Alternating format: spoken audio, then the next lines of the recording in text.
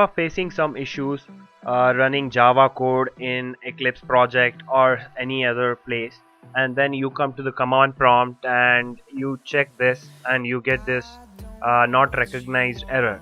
So basically what you're referring here is you're basically running a exe file of same name. Consider Java, you are running a command in command prompt, so that should refer to an exe file in your system. So you have already installed JDK, but still you are not getting that, so your computer doesn't know where the exe files are.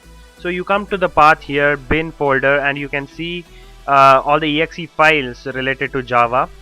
So you copy the path of it and you go to the properties of your PC.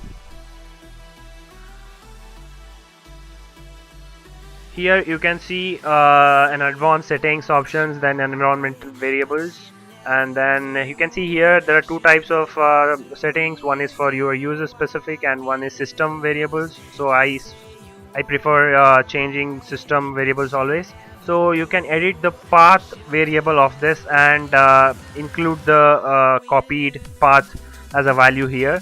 Then apply the settings and click OK. Then come back and run the same command again in the command prompt. Oh, it is giving error. Close this, reopen the command prompt again. So here it will be working fine, and now your computer knows where the Java exe files are present.